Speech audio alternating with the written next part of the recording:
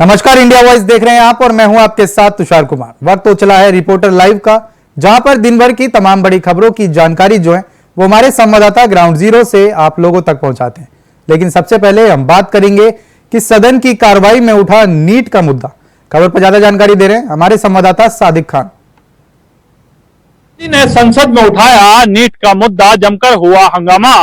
आपको बता दें कि राहुल गांधी ने आज लोकसभा में नीट परीक्षा के मुद्दे को उठाया, जिसके बाद जमकर हंगामा हुआ। इतना ही नहीं, संसद सत्र के 5वें दिन की कार्रवाई का हंगामेदार आगाज हुआ। इतना ही नहीं, लोकसभा व राज्यसभा में भी नीट परीक्षा के मुद्दे को उठाया गया, जिसके बाद दोनों ही सदनों में जमकर हंगामा व नारेबाजी हुई।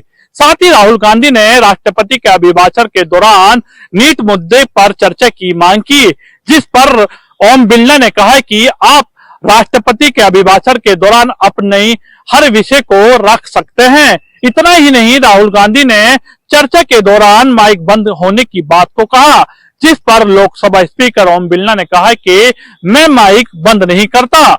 साथ ही आपको बता दें कि राहुल गांधी ने कहा कि हम स्टूडेंट के भविष्य के लिए लोकसभा में चर्चा करना चाहते थे, लेकिन जिस दौरान राहुल गांधी ने इस मुद्दे की शुरुआत की, उसके बाद ही लोकसभा में जमकर हंगामा व नारेबाजी हुई। इतना ही नहीं, लोकसभा स्पीकर ओम बिरला ने लोकसभा की कार्रवाई को 12 बजे के लिए स्थगित कर दिया था। Sadiq Khan, India voice, Delhi. बात करेंगे अगली खबर की। दिल्ली के आईजीआई एयरपोर्ट पर हुआ बड़ा हादसा। खबर पर ज्यादा जानकारी दे रहे हैं हमारे संवाददाता Ajay Chauhan. Gandhi airport terminal number 1 पर आज सुबह एक हादसा हुआ, जिसमें 8 लोग घायल हैं और 1 की मृत्यु हो गई है। बताते कि यह हादसा बारिश के बाद हुआ और उसकी जांच चली है। उड़ान मंत्री वहां पहुंचे थे और उन्होंने सभी घायलों से बातचीत की और जो व्यक्ति की मौत हुई है उसको 20 लाख रुपए देने का मुआवजे की बात कही थी। वहीं घायलों को 3-3 लाख रुपए देने की बात कही। अब देखना यह हो कि इतनी बड़ी लापरवाही देखने को मिली। आखिरकार चंद मिनटों की बारिश के अंदर जिस तरह से इंदिरा गांधी एयरपोर्ट टर्मिनल 1 का जो ऊपर का हिस्सा था वो गिरा, नीचे गाड़ियां भी थी, कई गाड़ियां क्षतिग्रस्त हुई, लेकिन उसके बाद जैसे संज्ञान लिया।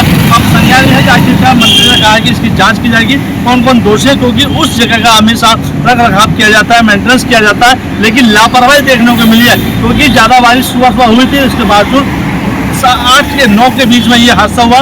लेकिन सबसे बड़ा सवाल है कि आखिरकार दोषी कौन, क्योंकि ऐसा वीआईपी जगह जहां पर हमेशा टूरिस्ट आते रहते और जाते रहते, फ्लाइटें आती हैं जाती हैं, लापरवाही फिर सबसे बड़ी देखी गई है। अब देखना है कि अपनी मंत्री ने कहा इसकी जांच होगी, जो भी दोषी होगा, जो भी ठेकेदार, जो कंट्रैक्टर है वो दोषी होगा, उसको सजा दी जाएगी। लेकिन फिलहाल अभी जांच का विषय है और अभी जांच चल रही है। सभी को आश्वासन दिया है, घायलों को भी ये कहा गया कि आप धैर्य बना रखिए, लेकिन जो उसके व्यक्ति था जो मर गया उसका क्या होगा?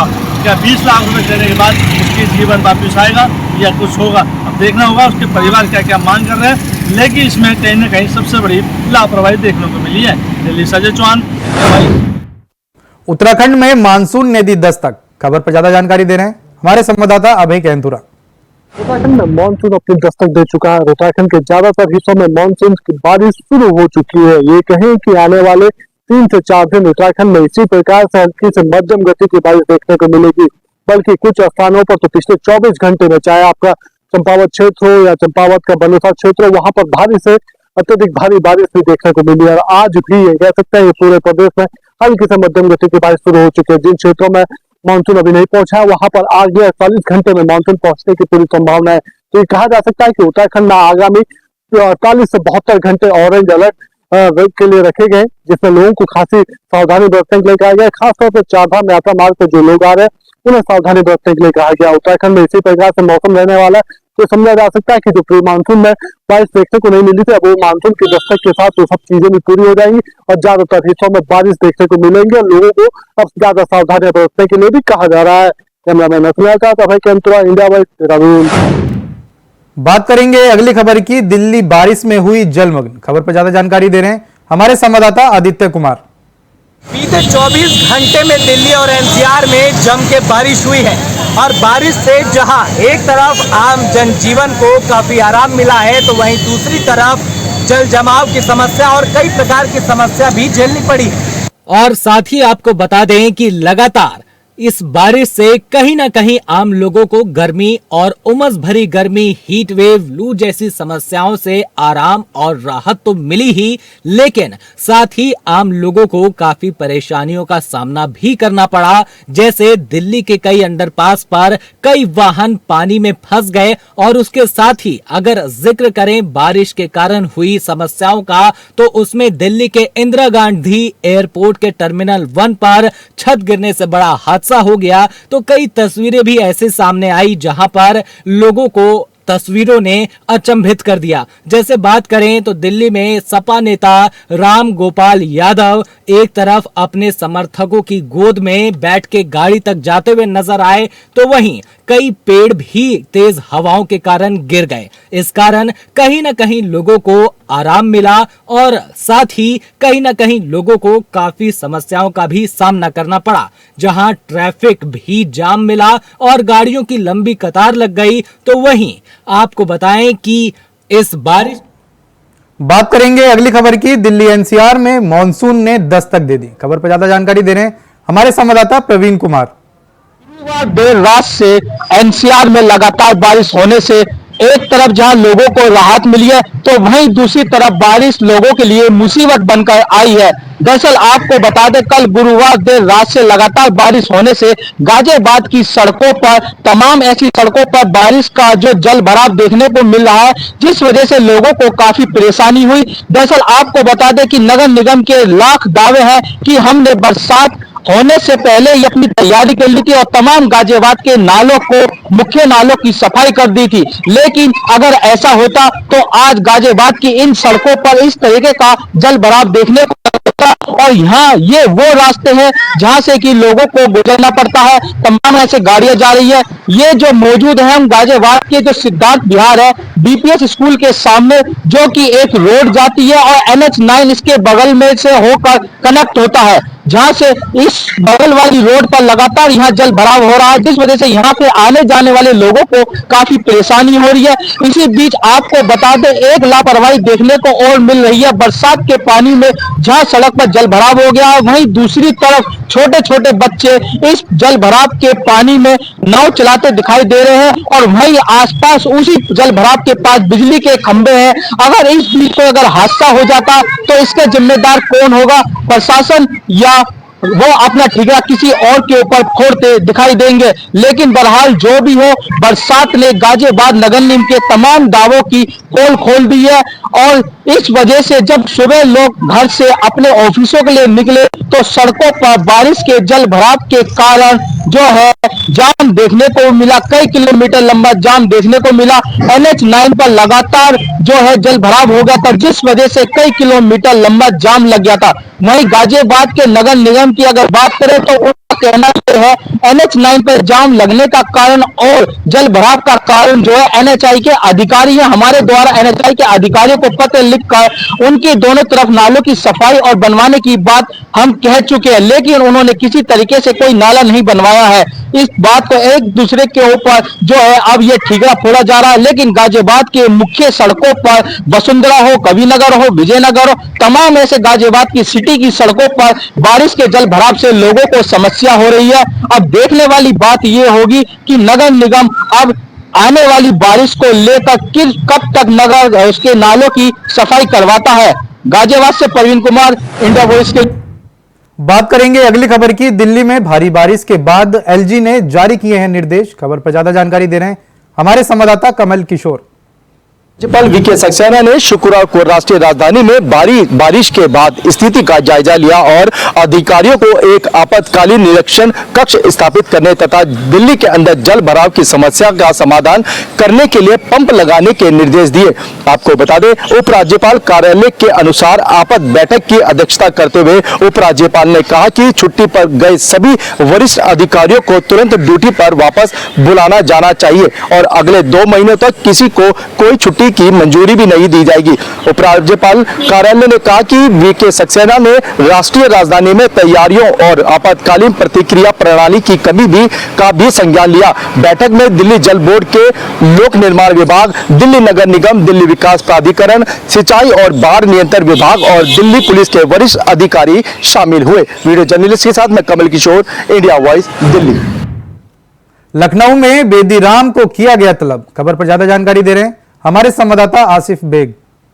लीक का कनेक्शन सामने आने के बाद सुभाषपा विधायक बेदीराम की वेदना अब बढ़ने वाली है। यूपी सीएम योगी आदित्यनाथ ने जहां कैबिनेट मंत्री ओम प्रकाश राजभर को बुलाकर सफाई मांगी, वहीं अब योगी की पुलिस सुभाषपा विधायक बेदीराम के काले कारनामों को खंगालने में जुट गई है। गाजीपुर पुलिस पेपर लीक मामले की अब जांच करने में जुट गई है।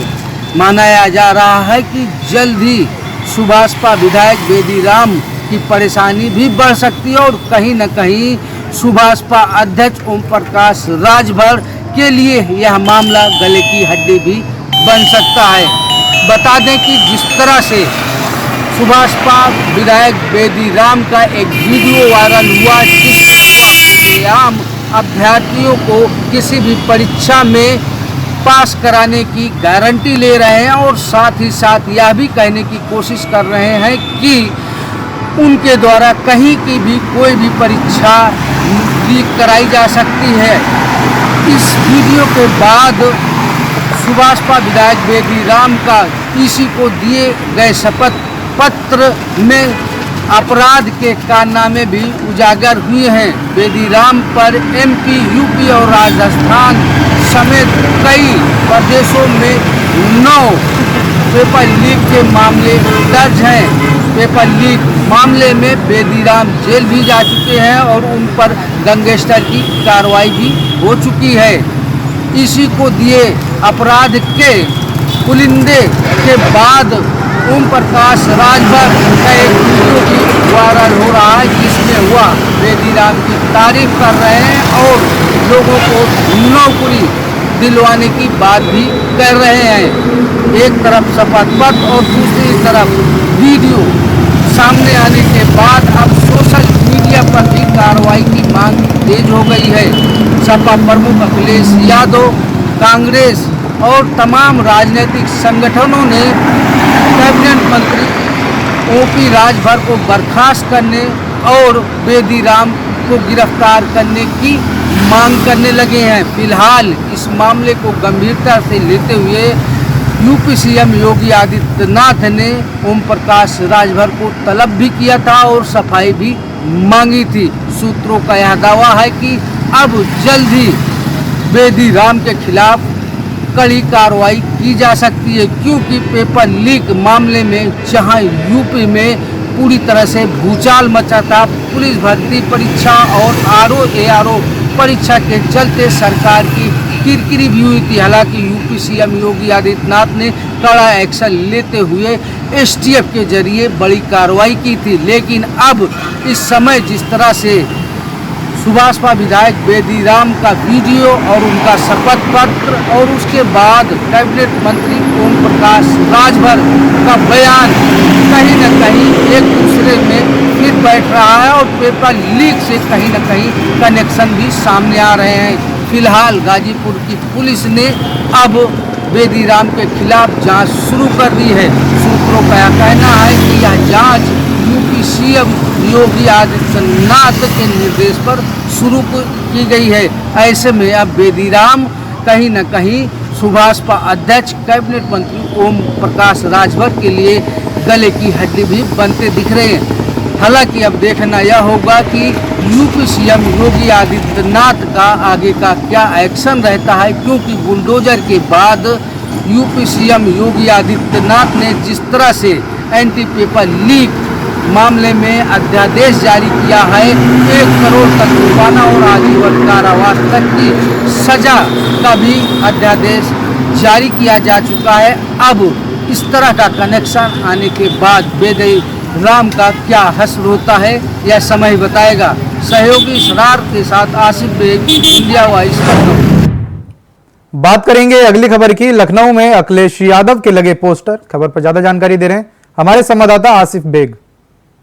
अखिलेश यादव के भावी प्रधानमंत्री होने का पोस्टर लगाया गया है। यह पोस्टर अब लोगों में कौतूहल का विषय बना हुआ है और राजनीतिक गलियारे में हलचल मच गई है। बता दें कि सपा प्रमुख अखिलेश यादव का 1 जुलाई को जन्मदिन है। जन्मदिन के पहले उनके कार्यकर्ता और नेता जगह जगह बधाई का पोस्टर लगा रहे हैं, लेकिन इन सब के बीच सपा कार्यालय के सामने सपा नेता मंजीत यादव ने सपा प्रमुख अखिलेश यादव के भावी प्रधानमंत्री होने के साथ साथ उन्हें जन्मदिन की बधाई दी है।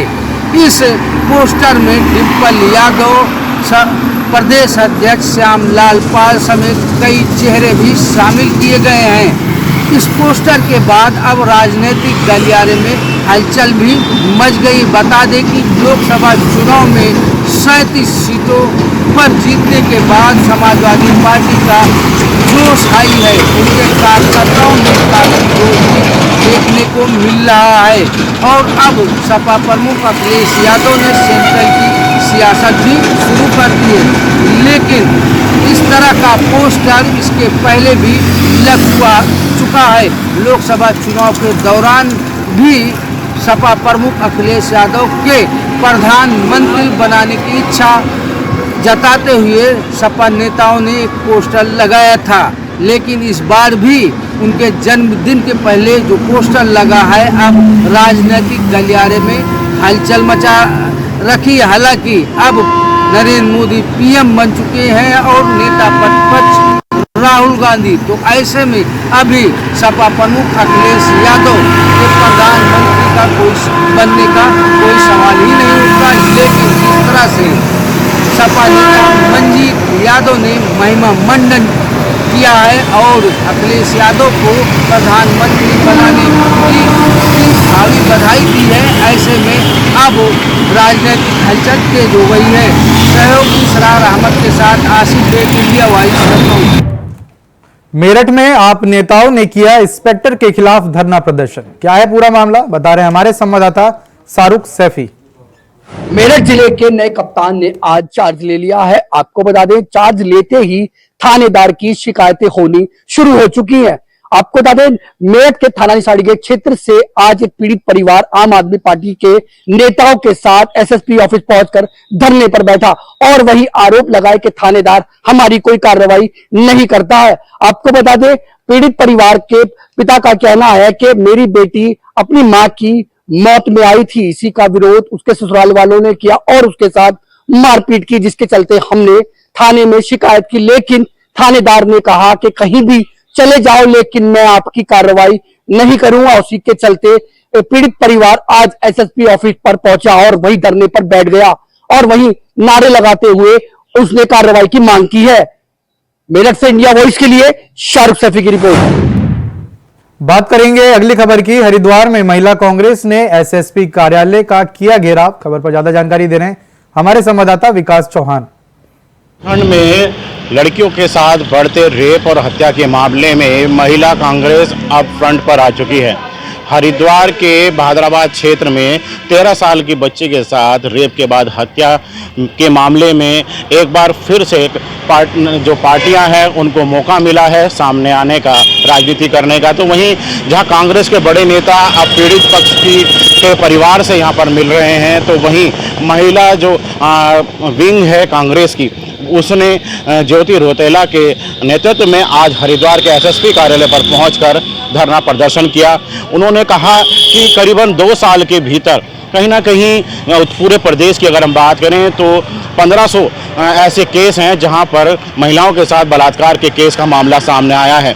प्रदेश सरकार से भी उन्होंने मांग की है कि पीड़ित और के साथ साथ जहां आरोपी हैं उनको जल्द से जल्द पकड़ा जाए, उन पर कड़ी से कार्रवाई की जाए। और साथ ही साथ कोई नियम ऐसे बनाने चाहिए ताकि आने वाले जो इस तरह के अपराधी हैं उनको कहीं ना कहीं सबक मिले और वो इससे बचे। तो कह सकते हैं कि कांग्रेस ने, कि महिला विंग ने आज यहाँ पर एसएसपी कार्यालय पर प्रदर्शन कर जिस तरह से रेप और हत्या के मामलों को आज यहाँ पर उठाया है, उससे कहीं ना कहीं कांग्रेस एक बार कह सकते हैं कि जिस तरह से पूरे प्रदेश में महिलाओं के खिलाफ इस तरह के केस हो रहे हैं, उसके लिए सामने आई है। विकास चौहान, इंडिया वॉइस, हरिद्वार। कोरबा में पुलिस ने सटोरियों के रैकेट का किया पर्दाफाश। खबर पर ज्यादा जानकारी दे रहे हैं हमारे संवाददाता सुहेल केदवई। में सट्टा लगाने को लेकर अक्सर आप बड़े शहरों दिल्ली, मुंबई, कलकत्ता जैसे, इंदौर जैसे बड़े शहरों के नाम अक्सर सामने आते थे कि यहाँ पे सटोरियों का जाल बिछा है तरह तरह का। लेकिन अब इस बीमारी से छत्तीसगढ़ का छोटा जिला कोरबा भी अछूता नहीं रह गया है। कोरबा पुलिस अधीक्षक ने एक बड़े मामले का खुलासा किया है जिसमें 5 सटोरियों को गिरफ्तार किया है जो T20 वर्ल्ड कप के फाइनल मैच के लिए सट्टे लगा रहे थे। इस मामले में जब पुलिस ने साइबर क्राइम की टीम को लगाया तो जब कदम कदम पे पुलिस आगे बढ़ती गई तो इसके तार समूचे छत्तीसगढ़, कोरबा, अंबिकापुर, रायपुर, बिलासपुर से लेकर के इसके तार गोवा तक जुड़े पाए गए। पुलिस ने इन सभी सटोरियों को गिरफ्तार कर लिया, लेकिन इनका मास्टरमाइंड अभी गिरफ्त से बाहर है। इस मामले में कोरबा पुलिस ने 5 करोड़ के लेन देन का खुलासा किया है और जिन खातों से लेन देन हुए वो उन खातों को फिलहाल पुलिस ने फ्रीज कर दिया है। अब पुलिस की नजर मास्टरमाइंड पर है जो सट्टे का किंग माना जा रहा है और पुलिस का दावा है कि उसे भी जल्द ही गिरफ्तार कर लिया जाएगा। कोरबा से इंडिया वॉइस के लिए सुहेल किदवई। झारखंड के पूर्व सीएम हेमंत सोरेन को मिली राहत। खबर पर ज्यादा जानकारी दे रहे हैं हमारे संवाददाता अजय पांडे। मुक्ति मोर्चा के लिए आज सबसे बड़ा महत्वपूर्ण दिन है, यानी लंबे इंतजार के बाद झारखंड मुक्ति मोर्चा के कार्यकारी अध्यक्ष यानी पूर्व मुख्यमंत्री हेमंत सोरेन की आज रिहाई हो चुकी है। हाईकोर्ट में आज रिहाई के बाद कार्यकर्ताओं में जश्न का माहौल है। वहीं इंडिया गठबंधन के तमाम नेता जो हैं इस रिहाई को फैसला मान रहे हैं, यानी सत्य की विजय की मान रहे हैं। तो दूसरी तरफ कांग्रेस के तमाम कार्यकर्ता अपनी पार्टी कार्यालय में उन्होंने अपनी मिठाई बांटा और शुभकामनाएं लोगों को दी है। आज हेमंत सोरेन की रिहाई के बाद सीधे आज वो शिबू सोरेन आवास पहुंचेंगे और अपने माता पिता के साथ वो आशीर्वाद देंगे। इसके बाद आगे की रणनीति तय की जाएगी। अब झारखंड के हेमंत सोरेन की रिहाई के बाद अब देखना होगा कि झारखंड की सियासत किस प्रकार करवट लेती है।